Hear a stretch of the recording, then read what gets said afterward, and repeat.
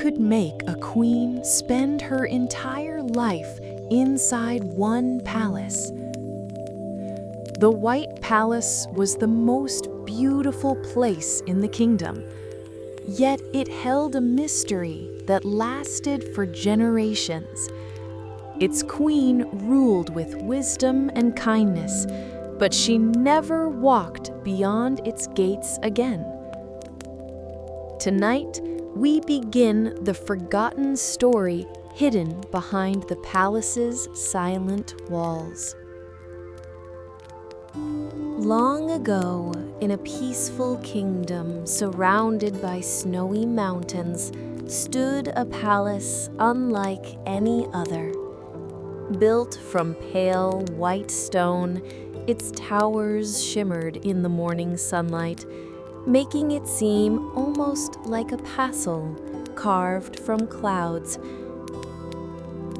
People traveled from distant lands just to catch a glimpse of its beauty.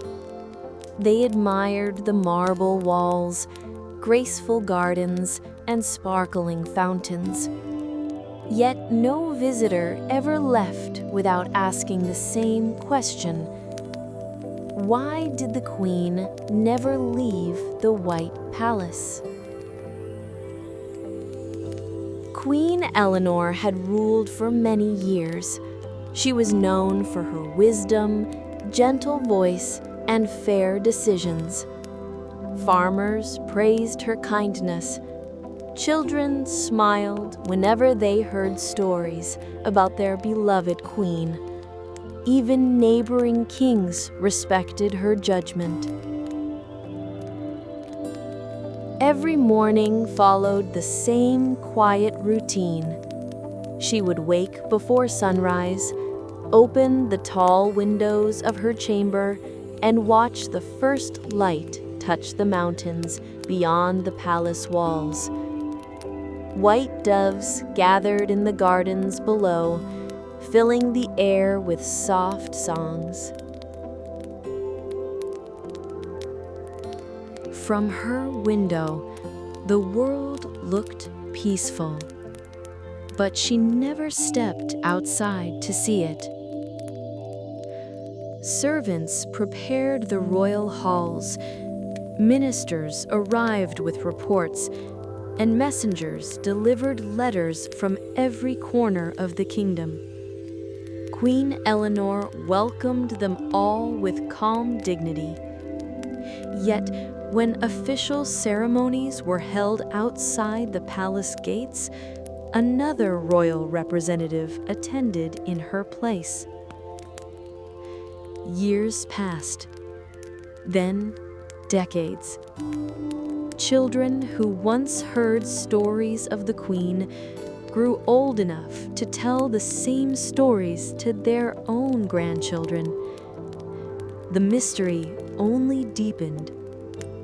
Some whispered that the palace was enchanted. Others believed the queen carried a secret too painful to reveal. No one knew the truth. Deep within the White Palace, hidden behind a locked wooden door, rested a small room that had remained unopened for many years. Only the queen possessed its key, and every evening, just before the palace fell silent, she entered that room alone. No servant was ever allowed inside. No visitor had ever seen what it contained. The answer to the kingdom's greatest mystery waited behind that forgotten. The White Palace fell silent every evening. As the last rays of sunlight disappeared behind the mountains, servants lit hundreds of candles along the marble hallways. Their warm glow reflected from the white walls, filling the palace with soft, golden light. This was the hour Queen Eleanor always disappeared. Without a word, she walked through a narrow corridor that few people ever used. At the end of that hallway stood an old oak door, darker than every other door in the palace. A single silver key hung from a chain around the queen's neck. Only she could unlock it. The heavy lock clicked gently. The door opened. Inside was not a room filled with gold or royal treasures. Instead, it was surprisingly simple. A wooden chair stood beside a fireplace that had long since gone cold. Dust covered the shelves, and faded white curtains barely moved in the evening breeze. On one wall hung a portrait of a young prince. He smiled warmly, as though he were waiting for someone to return. Every night, Queen Eleanor stood before that portrait in complete silence. Sometimes she whispered a few quiet words. Sometimes tears filled her eyes. No servant had ever heard what she said. Outside the room, the palace guards pretended not to notice. They had learned many years ago that asking questions only brought silence. Across the kingdom, rumors continued to grow. Some claimed the portrait belonged to the queen's lost husband. Others believed it was a prince who had vanished before the queen became ruler. No one could agree. One autumn afternoon, an elderly gardener noticed something unusual. Near the oldest fountain in the palace garden, he discovered a small white feather tied with a faded blue ribbon. He carefully picked it up. The ribbon carried an embroidered royal symbol that had disappeared from the kingdom decades earlier. The gardener had seen that symbol only once before, on the day Queen Eleanor first arrived at the White Palace as a young princess. He looked toward the queen's window. For a brief moment, he saw her standing there, holding the same silver key against her heart. Her expression was filled not with fear, but with sorrow. The gardener realized the mystery was older than anyone had imagined, and somewhere inside the palace, a forgotten promise was still waiting to be fulfilled.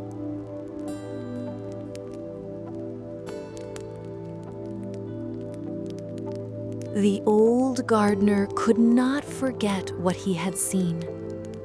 For more than 50 years, he had cared for every tree, flower, and fountain in the White Palace. He believed he knew every secret hidden within its walls. But the blue ribbon changed everything. The royal symbol stitched into its fabric belonged to a family that had disappeared from the kingdom many years before Queen Eleanor became ruler. That evening, the gardener opened a dusty wooden chest in his small cottage beside the palace gardens. Inside were old journals left behind by his father, who had also served the royal family. As he slowly turned the fragile pages, one sentence caught his eye. The young princess made a promise beneath the white oak tree. From that day forward, her life would never be the same. The gardener's hands trembled. The next morning, before sunrise, he quietly walked to the oldest part of the palace grounds. There stood an enormous white oak tree. Its branches stretched across the sky like ancient arms, and its roots disappeared deep beneath the earth. Most people believed it was simply the oldest tree in the kingdom. Few remembered that long ago it had been the place where members of the royal family gathered during times of peace.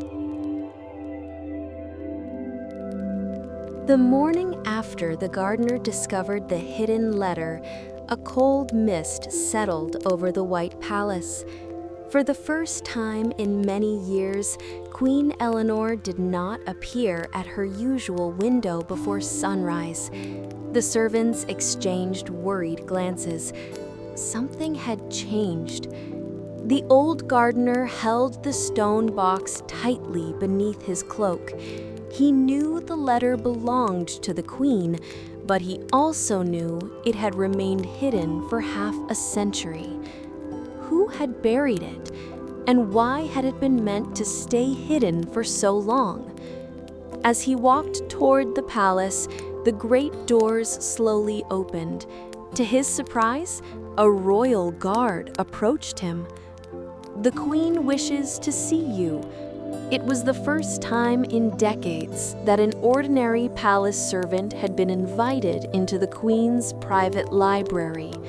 The room was filled with ancient books, faded maps, and portraits of rulers long forgotten. Queen Eleanor stood beside a tall window, watching snowflakes drift across the gardens. Without turning around, she spoke softly. "You found the letter beneath the white oak." The gardener froze. He had told no one. "Your Majesty, how did you know?" The Queen smiled gently. "Because I placed it there myself." Silence filled the room.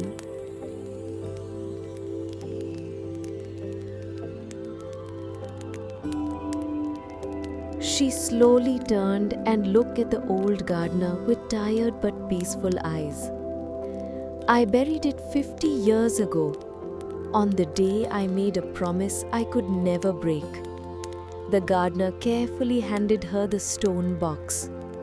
Queen Eleanor held the letter in trembling hands but did not open it. "I already know every word written inside," she whispered. "The letter was never meant to remind me. It was meant to remind the kingdom when the right time finally came." Outside, the palace bells rang once. Then again. The Queen quietly looked towards the distant mountains. The time is drawing near. For the first time in 50 years, she walked towards the palace's front gate. The guards watched in complete silence. Would the Queen finally step beyond the White Palace? She reached out and placed her hand on the ancient iron gate, then stopped. A single tear rolled down her cheek. Whatever lay beyond those gates was connected to the promise she had carried all her life. And before she could take another step, a mysterious rider appeared on the snowy road carrying a white banner marked with the same forgotten royal symbol. The past had finally returned. The palace gates remained closed.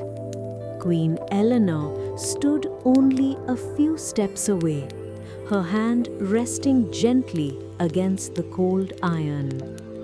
For 50 years, she had never come this close to leaving the White Palace. Then came the sound of hoofbeats. A lone rider emerged through the morning mist, carrying a white banner embroidered with the forgotten royal crest. The guards lowered their spears, uncertain whether the stranger was a friend or an enemy.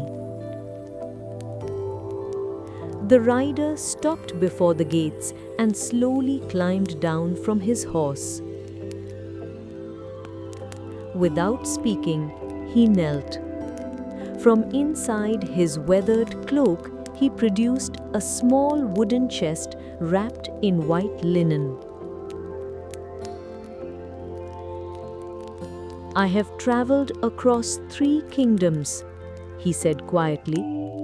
"I was told this must be delivered only to Queen Eleanor." The queen's face grew pale. She recognized the chest immediately. It had once belonged to Prince Adrian, the prince whose portrait hung inside the locked room.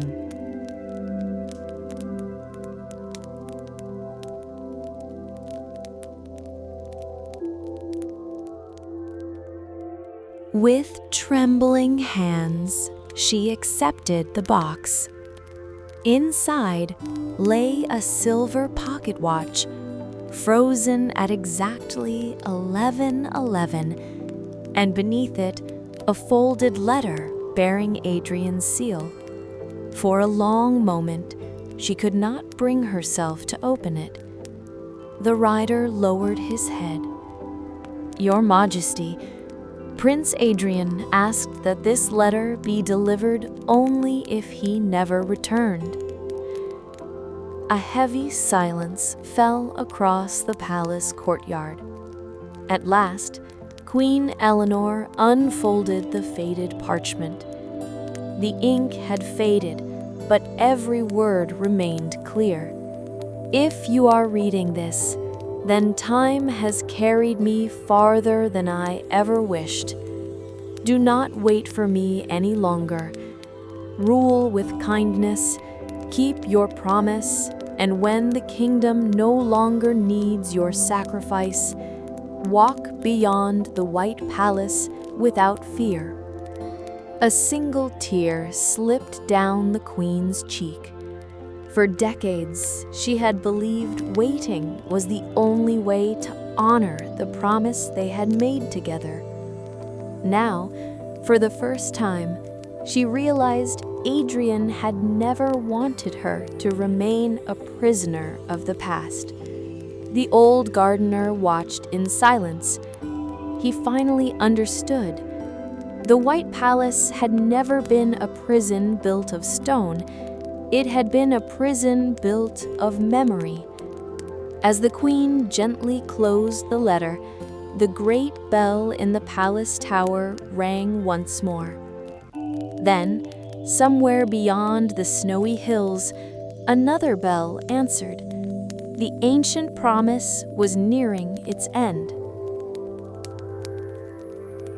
The echo of the distant bells faded into silence. For a long moment, no one in the palace courtyard moved. Even the winter wind seemed to pause, as if history itself were waiting for Queen Eleanor's next step. She held Prince Adrian's letter close to her heart. The words she had carried in silence for 50 long years had finally been answered. The old gardener stepped forward carefully. "Your Majesty," he asked softly, "was the promise made for the kingdom?" The queen smiled, though her eyes were filled with tears. "It was made for both the kingdom and for love." She looked toward the snow-covered mountains beyond the palace walls. "When Adrian left to protect our people from war, we made a vow beneath the white oak tree. If he returned, we would leave this palace together and begin a quieter life. But if he never came home, I promised I would remain here until the kingdom was strong enough to stand without us." The gardener lowered his head. "The kingdom has stood strong for many years. Yes, the queen whispered. But sometimes the hardest promises to break are the ones we make to ourselves. A gentle breeze swept through the courtyard. The great iron gates, closed for decades, slowly opened with a deep, ancient groan. The people gathered outside watched in stunned silence. For the first time in half a century, Queen Eleanor walked forward. One step, then another. As she crossed the gates of the White Palace, the crowd fell to their knees, not because they were ordered to, but out of love and respect for the queen who had devoted her life to them. No cheers filled the air, only quiet gratitude. Queen Eleanor turned back one last time. The White Palace glowed in the afternoon sunlight, just as it had on the day she first arrived as a young princess. She smiled peacefully. "It was never the walls that kept me here," she said softly. "It was my heart." With that, she placed Prince Adrian's silver watch beneath the old white oak tree, leaving the past where it belonged.